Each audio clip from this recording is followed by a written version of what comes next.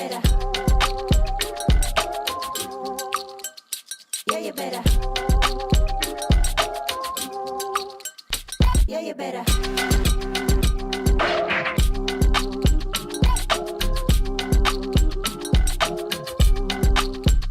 Yeah, you better.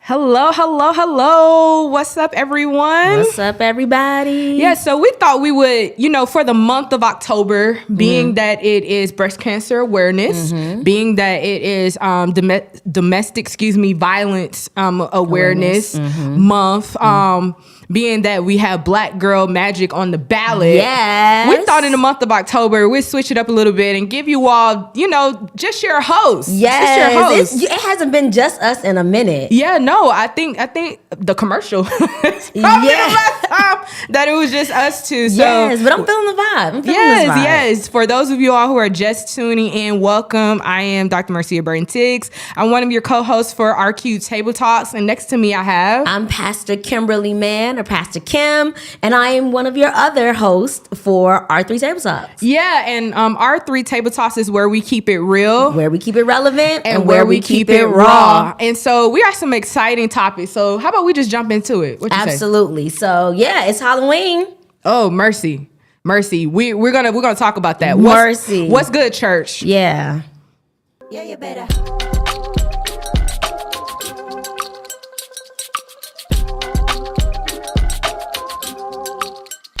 Yeah, you better.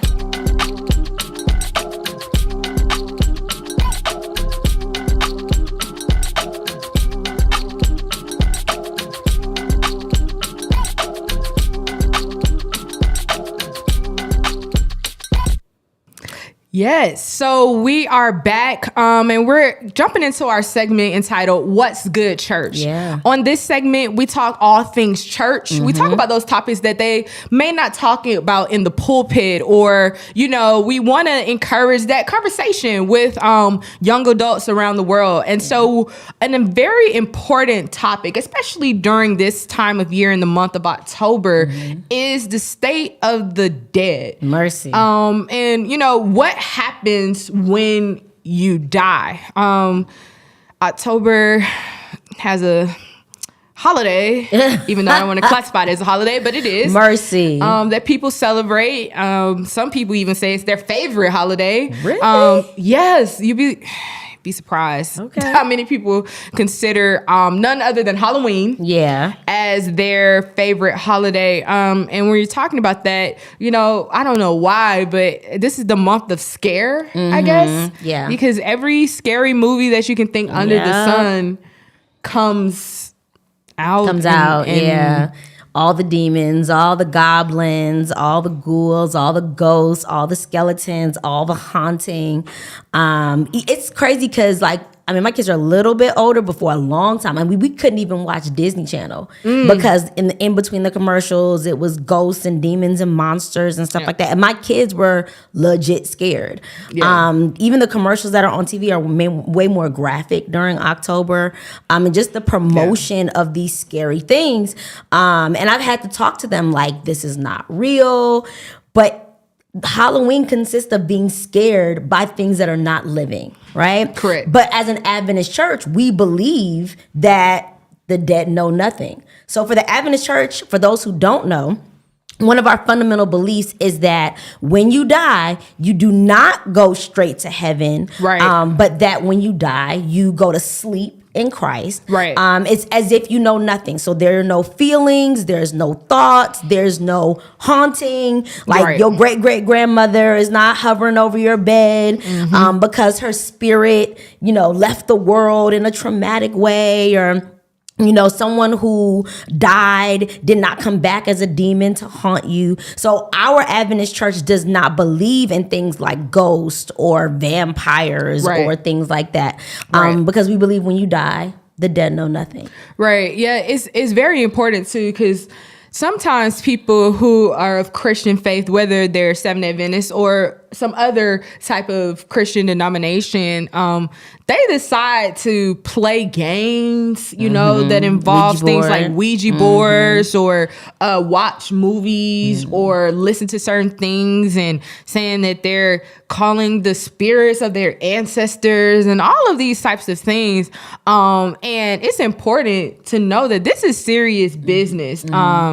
You know, we wrestle not against flesh and blood. We wrestle, you know, in the spiritual realm, in the spiritual world. Matter of fact, thank God for Jesus and his spirit and God the Father that protects us from actually seeing what's happening in the spiritual world right now. It probably would literally scare us to death. So I believe that as Christians, it's important to advocate for especially if you have friends that aren't necessarily believers, to advocate for your beliefs and your practices, and to take into consideration the seriousness of this time of year. You know, a lot of awful things unfortunately happen on Halloween too. When I was growing up, it was always this thing where like the kids would go around trick-or-treating, but they would always put these advertisements on TV like, hey, parents, check your kids' Halloween candy, because people were putting drugs in the kids' Halloween candy. There was one particular year where people were putting razor blades in the kids' candy. It's terrible. Use needles in the kids' candy. So when the kids would reach into the candy thing, they would get poked by needles. They had kids who were overdosing because it looked like sweet tarts, but they were, you know, actual drugs. And so it was a big thing for parents to check their kids' Halloween candy, especially for me growing up. But I always grew up with this fear of Halloween or fear of the dead. And then there was always this kind of thin line, because my father passed away when I was 17. I grew up in an Adventist household, but the rest of my family is not Adventist. Right. And so it was always super awkward when like I would have, you know, a moment where, you know, part of your grief is, you know, celebrating or, you know, wishing that person who passed away happy birthday. Even though you know they're not listening, it is cathartic, right? And so they'd be like, oh, you know, your dad is looking down on you from heaven. You know, your dad is so proud of you right now. And it's like, as a young person who believes that the dead know them, because that's what the Bible teaches. First Thessalonians teaches that the dead in Christ shall rise first. You can't rise if you already in heaven, right? And we also understand that heaven is a place, or heaven will be a place where there's no more death, no more dying, no more tears, no more sorrow, no more crying. I can't imagine that my father who loved me wouldn't see me crying and himself not be hurt or crying on my behalf. So how can you be in heaven where there's supposed to be joy, but you're looking down on me? There's no way my dad would be happy. You know, and so, but it's like that awkward moment where they're like, it's okay, they're looking down on you, and you're like, do I tell them what I believe right now? Do I be like, yeah? Do I, like, you know, how do you guys can drop in the chat. Like, is that awkward for you when someone, if you believe in the state of the dead as the Adventist church does, telling somebody that their loved one isn't in heaven looking down on them? Yeah, I mean, it's a delicate situation because you want to witness, you want to testify, you want to show your faith, but at the same time, you don't want to offend, and you also don't want to make people who are already feeling down feel worse. So it's very delicate. I do believe, though, that if you are able to have a rapport with the people, to have that conversation and just do it in your own way. I don't think that there's a set script that you need to say these 50 words to the person to understand what I believe in, but I do believe that you can have that conversation. It's also very sad too, because when you're thinking about the state of the dead, people actually go through tomb and graves during this time of year to, I don't know, call on the dead and all of these horrible things. And then you think about like gang initiations. A lot of those type of things happen during this time of year. And or in some places, blood covenants on this night where you have to kill somebody and do something with their blood. It's just a lot of very debased things that happen. And it's because of that belief that people who are dead actually can do something, to you or for you or against you. And honestly, if you think logically, it doesn't add up. It doesn't really 100% make sense. That's always been my premise behind any doctrine, any religion, any type of theology or any type of idea about something. I'm always thinking logically. And if I have questions that you can't answer, then I can't side with your version of it. If people die and go to heaven, why am I here? That part. I want to be there too. Absolutely. I don't want to be here, so it's kind of like it just, all of it doesn't add up. And then when you read Revelation and you read the Bible and you read about the second coming of Jesus Christ and that every knee shall bow and every tongue shall confess and every eye shall see him. How is that possible, with people already being up? Are they going to descend down with Christ from heaven to, so all these things just don't add up. But what do you all believe in when it comes to the state of the dead and what happens when you die? Are you amongst the biblical perception as we are that, once you are dead, you know nothing. Your body returns back to where it came from. We are made from the ground. Ashes to ashes, dust to dust. And it's so interesting because so much of what the Bible teaches is in our burial traditions. You go to the casket, you say ashes to ashes, dust to dust, right? So if it's ashes to ashes, dust to dust, how are they now looking down on you from heaven, right? We say rest in peace. But if I'm haunting you, I'm not resting. It's not peaceful and I'm not resting. You know what I'm saying? Mercy. So if I'm resting, I don't know about you, but if you ever had a good nap, listen, you don't know nothing. Like anybody ever out there had one of those sleeps where you're so sleeping, somebody like y'all was calling your name and you didn't hear nothing, or you were sleep, like gone sleep. You woke up, you didn't know what day it was, you didn't know where you were.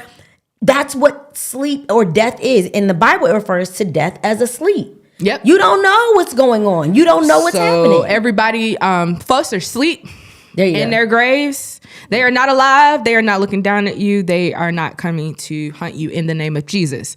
But what do you think? Tell us what you think about the state of the dead, what happens when you die.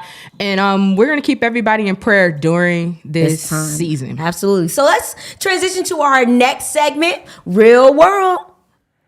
Yeah, you better.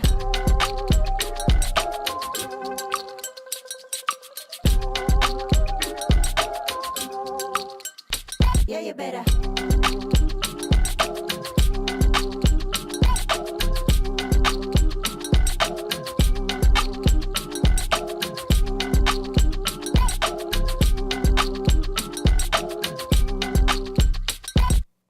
What's up, everybody? We're back with our next segment called The Real World. And this is where we talk about things that are happening in the real world. Yes, we know that we're called to be in the world, but not of the world. But you got to be in the world in order to be a light to the world. Amen. Come on, somebody. Amen. And so today we're talking about sexism and voting, right? And so our former president, Barack Obama, recently made some comments about voting and that whole process. And so we want to just kind of dialogue a little bit about that. So I know we don't have to actually we're not going to put up on the screen. You can go back and look and see what he said. But we do want to talk about sexism in voting. Like, why do you think that women specifically are more or let me ask it in this way. Do you think that women have less access to voting or voting rights or voting privileges than men? Do you think that even these ads that we see on TV, do you think that they target women or are more for men? I mean, what do you think about that? What do you think about sexism and voting? Yeah, so I mean, if you go back into like law and historical perspective, women actually did not have the right to vote. They were considered chattel and property for many, many years. And it wasn't until a lot of like the women's movements that happened, in the 1920s and a lot of that work moving into and suffrage and all of that, moving into like the 20th century that you start to see these rights come about. But in recent years, women are actually one of the most powerful entities when it comes to voting, when it comes to electing officials, when it comes to making change. I mean, if you look at my home state, Georgia, Georgia in the last election was flipped because of Black women who rallied together under the leadership of Stacey Abrams and others to change a deep red state blue, to the point where we're still in litigation 4 years later, counting and tallying and trying to figure out were the votes legitimate. And now we're actually in litigation to ensure that a recount and retallying in Georgia will not happen again. But going back to President Obama, the reason why he was under so much fire was because he was addressing a group of Black men. And he was trying to figure out, you know, if Black men would support Kamala Harris. Because right now there's a buzz, that Black men are not in support of Kamala Harris simply because she's a female. Nothing more, nothing less. But they're also saying that based on her track record in litigation when she was a prosecuting attorney, that she was harder on Black men, or was enforcing the policies and the laws on Black men in a way that was not, I guess, forgiving, that didn't offer them those second chances that oftentimes we feel, other people get. So they said that because she was so tough on Black men, that she doesn't like Black men, that she's not advocating for them, or she's not for them. So they're using that as a vehicle to say that they're not going to support her. Yeah, I mean, and what I don't like about these situations is the generalization and the categorizing of a particular gender and a particular ethnicity, and saying if a couple of people are like this, then all of them are like this. You know, there are several movements within politics right now. You have the 1 million Black men for Kamala Harris movement. You have, other people who are not so much about whether you're a male or female, but they're about what are your politics? What are your policies? What are you saying? Why should I vote for you? Which is the right way? Now, former President Barack Obama, I feel like what he said was taken in a way that wasn't meant. Okay. And I feel that it was intentionally done so to be, number one, a distraction, and number two, to cause division amongst African Americans. Because we already are struggling. When you look at the polls, we're already struggling when it comes to the amount of Black voters that are in support of Kamala Harris running right now versus when Barack Obama ran for both of his terms. The statistics were higher. You had, in the high 90s, almost 100% of Black people saying they were going to vote for Barack Obama. Now, she is varying between the high 80s and the low 90s. And so I think that this was, his words were taken and weaponized intentionally to distract. And what, I shouldn't say irritates, but what concerns me are the people who are addressing him. I don't mind him being addressed. Don't get me wrong. If you feel like, what he said was wrong, I don't mind him being addressed. But my problem is more so with the fact that he's literally being attacked now. And people are coming at him. But see, that's the strategy. It's like, and it's been like that. So if you can destroy the safety, the communication between the Black man and the Black woman, you have divided an entire household and an entire generation.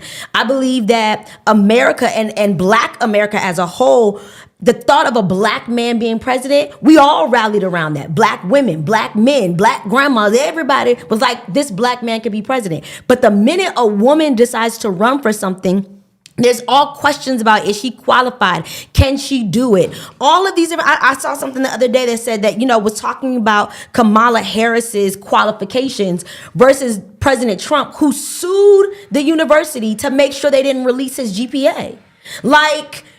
And so black women consistently have to prove that we are worth your vote and worth your support and worth all of this stuff. Whereas when a black man decides, come on, girl, we're going to vote for this black man. We're going to uplift this black man. And I think that even when you look at just how we target, like I said, the commercials, like they're targeted towards women because they know that if a woman decides we going to do this, babe, you voting too. Our household is going to vote in this way because the effect and influence of women. Right. So right. I think I agree with you. I think they weaponized it, but I also think that even if they didn't, even if, I don't know, I just feel like we're using that to justify, again, having to make a woman prove herself with the same qualifications or the same playing field that we would just, as black women, just give the man. Right. Yeah, no, I agree. I definitely think that there is sexism in voting 100%. It should not be like that because, again, it doesn't matter about a person's gender or their race or their ethnicity. It matters about what they're going to do when they get in a position. Absolutely. And what do they stand for? Yeah. People don't understand. It's not as simple as a man or a woman stepping into position as president. Do you understand the type of power and authority legally by the Constitution, the way our government is structured that these people have? Right. They got the nuke codes. Let's look at Trump. Trump was able to make sure that so many federal judges and 3 Supreme Court justices get in power, okay? And they will be there for the rest of their lives. And these are people who are making laws, who are overturning Roe v. Wade, who have overturned affirmative action, who are trying to literally overturn all of the fundamental rights and freedoms that we've had for the last 50 to 100 years. Absolutely. This is serious. It is very serious.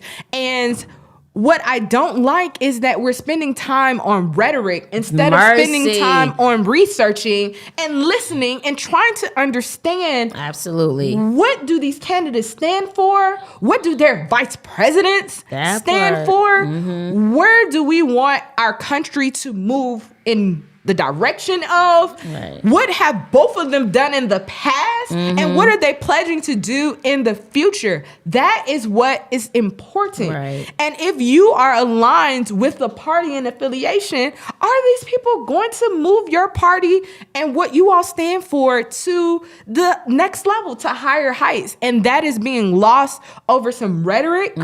Folks, whether you're male, female, black, or white, everybody should be voting, and everybody should be voting based on policies, based on resumes, based on what you've done and what you're going to do. And I think what you said is so important. We cannot base our views and values off of rhetoric. You have to study for yourself. You have to read for yourself. Yes. You have to know for yourself. And to be fair, no candidate was perfect. Barack Obama was as close as we got. And that's because in order to be a black man as president, you had to literally be perfect. Yes. That man's credit score could not be 799. It had to be 800. You know what I'm saying? Like, but outside of that, nobody who's been president has had a spotless record or whatever it may be. And for those people who are feeling like, oh man, this is the church and politics need to stay separate. As an Adventist church who believes that we have a role to play in terms of last day events, you better be paying attention to politics. You better be involved in who makes the laws that based on how you live your life. Because so much of our foundational beliefs revolve around what's going to be happening in politics just before Jesus comes. Yes. So I just think that whether you choose one candidate or the other, know what you believe and why you believe it. But also, I want to say, especially when we talk about sexism, vote your conscience. Like, follow the facts, follow your conscience. But Listen, we the ladies on here, so just girl power. Like that's where I'm at. Whether that's on your local level, whether that's on your community level, at the end of the day, I think that it's important that whether you're black or white, whether you have XX or XY, that you know what's going on in politics. All right. You've heard it. Please exercise your right to vote. And we look forward to coming back in November and talking about what happened on November 5th. Oh, Lord. So let's just go ahead and just get all the way into our feelings. One of our favorite topics. We'll be back. Yeah, you better.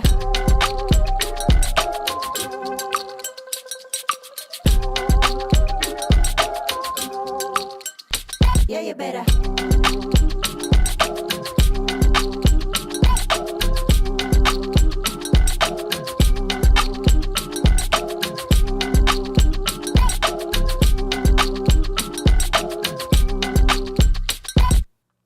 All right, y'all. We are back with our final segment where we get all the way in our feelings. Shout out to all of you all who enjoy this segment. You enjoy our banter. Yes. And, we like to have it fun. And we want you all to have these conversations, amongst your friends. Absolutely. In your relationships, amongst your Bible study groups or church, whatever the case may be. And so this one is interesting. We had to bring it back and actually do a segment on it. Yes. Because if you actually watch us consistently, and if you don't, please watch us consistently. Run the numbers up, folks. Be a digital disciple. Yes. Watch us consistently and go back and watch all the episodes that you have missed. But we kind of, put Pastor Man here on the hot seat a little bit. We kind of they did. Got into sports. And so I said, we got to bring this back. And not as just me and her. We got to really have this heart-to-heart conversation. Mercy. Dean Man, this one is for you. Watching sports. Yes. That's what we're talking about, watching sports. Now, the question on the table is this. Is it mandatory or optional in a relationship? And when we're talking about this, we're talking about the context of boyfriend and girlfriend, fiance, husband and wife. Mm-hmm. Maybe you all both are sports enthusiasts. Maybe one person is a sports enthusiast and the other one doesn't know anything. Yeah. And I'm not going to be sexist. There are women that know more about sports than men. That go hard in the paint. Okay, men are not the only ones that know about sports. All right, so shout out to everybody who knows about sports. But Pastor Man. Let's say D-Man, he just wants to watch that game. Because I think we talked about basketball last time, so let's stay there. Yes. Just wants to watch that game. Yes. Is it optional for you to watch it with him? Or is it mandatory? Are you sending him away to watch it? Are you right there with him? Are you letting another woman come in and they hang out and do it? What are we doing in this situation? That escalated quickly from are we watching the game to are we letting another woman watch that? I mean, that went from 0 to 120.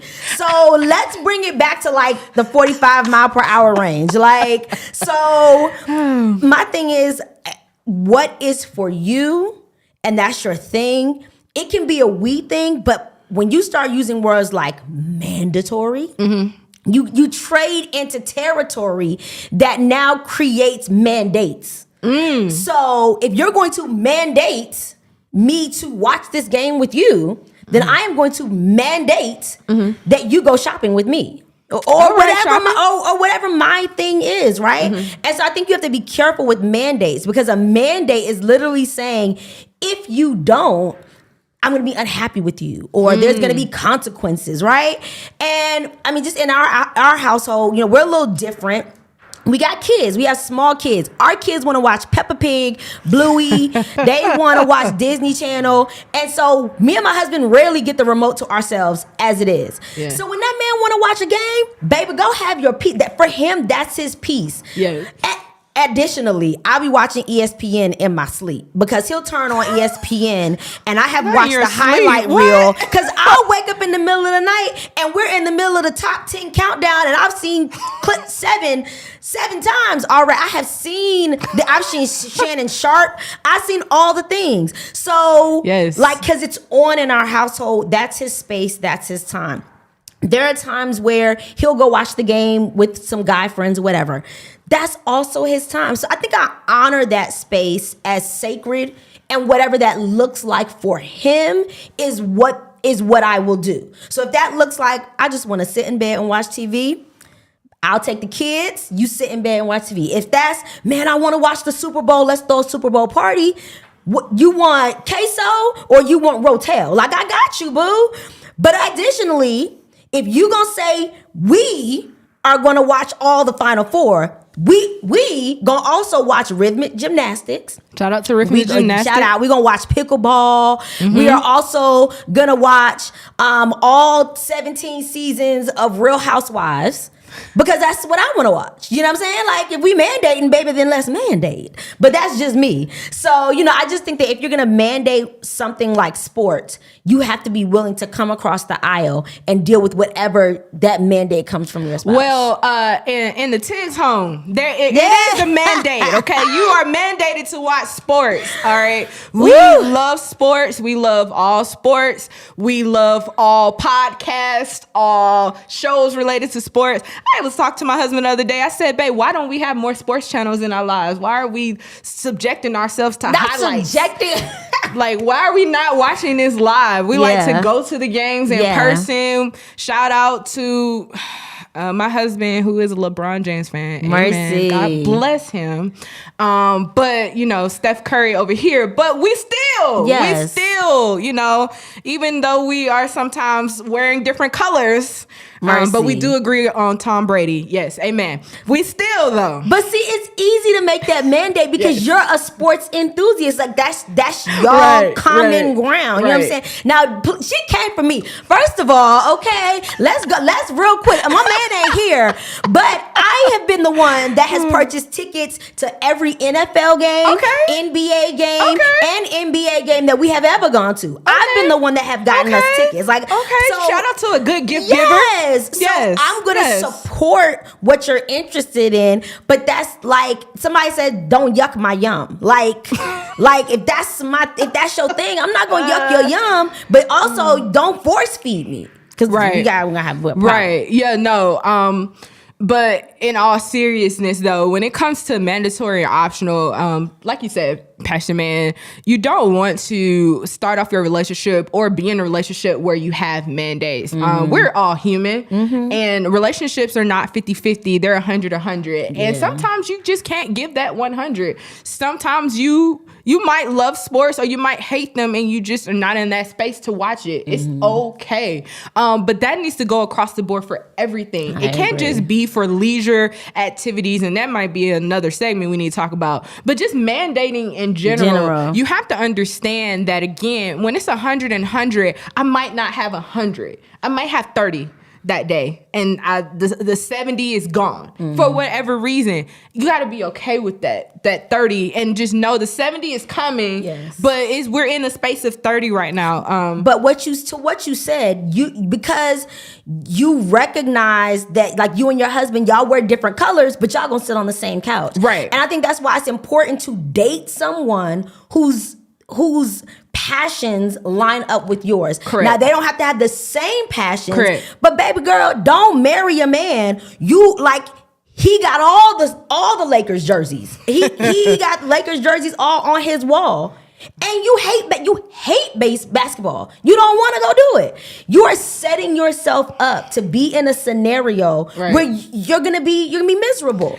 Unless you're having that conversation, say that's your thing or whatever it may be. But like, don't put yourself in a position where you know this person gonna want to go to all the games, sit out in the cold, go to Green Bay and have their shirt off with the letters on the field screaming. But there are people.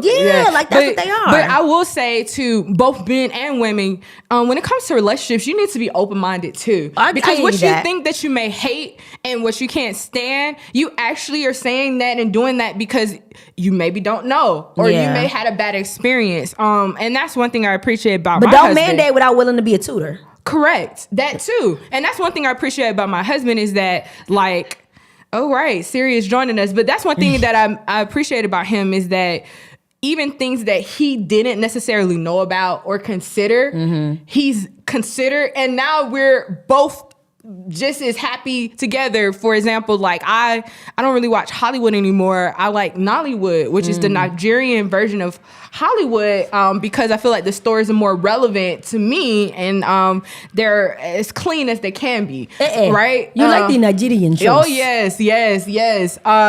And my husband didn't know anything about it at all. This man was clueless. Shout out to all the Nigerians. This man was clueless about everything. And then like I put him on, and boy, he knows everybody's name. He knows all of the top actors, actresses. He doesn't mind us.